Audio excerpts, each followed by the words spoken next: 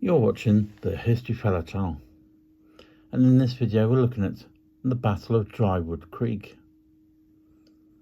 The Battle of Drywood Creek, also known as the Battle of the Mules, was fought on September 2nd, 1861, in Vernon County, Missouri, during the American Civil War. After his victory at the Battle of Wilson's Creek on August 10th, Sterling Price and the Missouri State Guard moved further north into Missouri.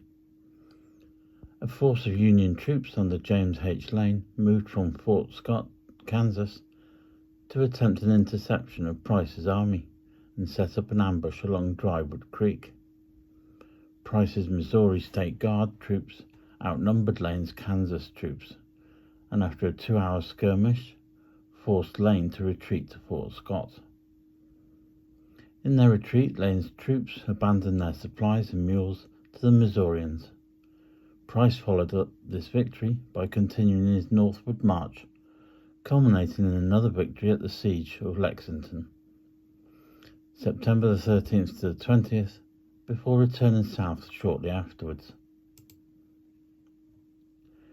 Lane sent his troops, estimated to number between 600 and 1,200 men, out to intercept Price's army and set an ambush along Drywood Creek in Vernon County, Missouri on September the 2nd.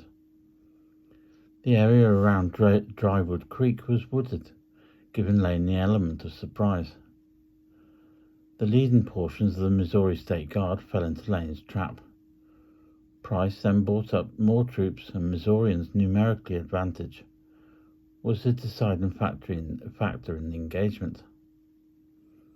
Lane's skirmishers were driven back from the advanced position, and the main Union force used the covers of the woods to hold off Price for about 2 hours.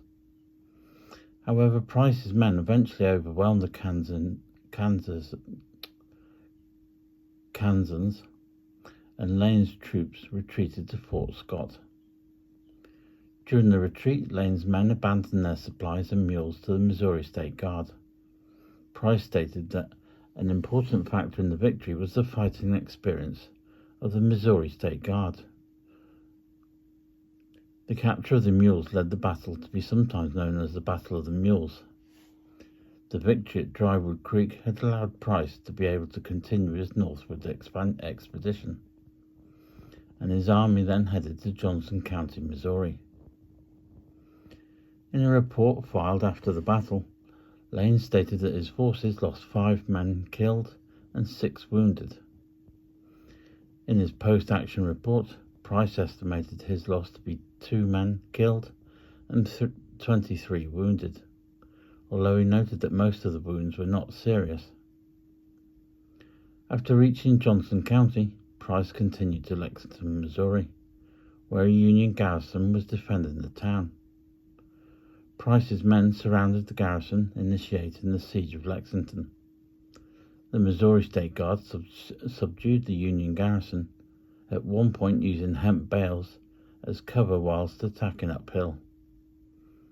After forcing the Union garrison to surrender, the Missouri State Guard remained in the Lexington area for 2 weeks before Price ordered the units to return south.